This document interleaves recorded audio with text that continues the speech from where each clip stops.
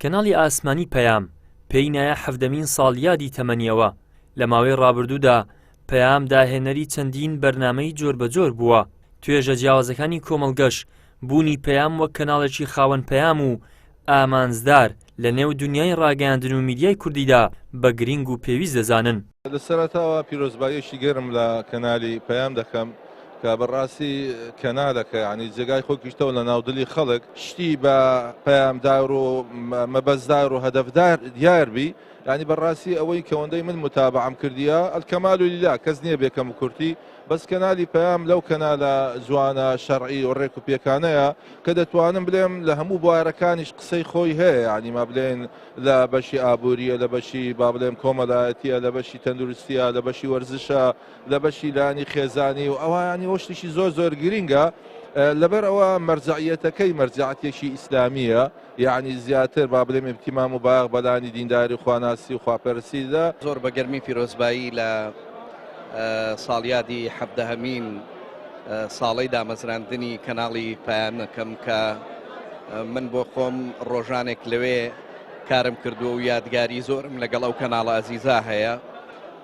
زۆر بە گەرمی پیرۆزباییان لێ یەکەم و ئومێ دەخوازم کە ئینشاءڵڵا هەمیشە لە پێشکەوتنا بن و هەمیشە بتوانن کاری جوان بکەن.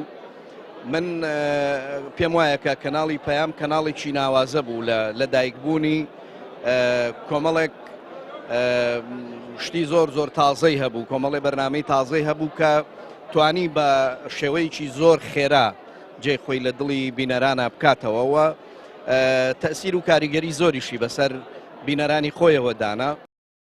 مامۆستایانی زانکۆ و بەرپرسانی حکومیش ڕۆڵی پەیام لە گرنگیدان با خێرزان و تاک و بەها باڵاکانی کۆمەلگا هاوتەریب لەگەڵ ڕۆڵی تۆخکردنەوەی یەکدی قبولکردن و گیانی پێکەوە ژیان بە گرنگ دەبینن.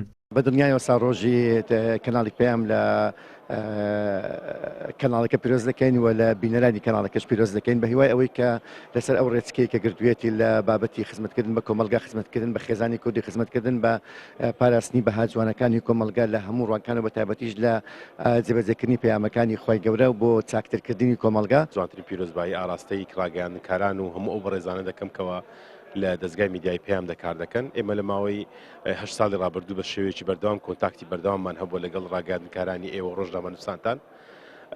ئەو بنەما و ئەو عیلاقەی مەبووتەوەی ئەوەی کەوە زۆر لە تەلاچەکانی یەکتر بەشداریمان کردووە ئێمە هاتوین و ئێوە هاتوون.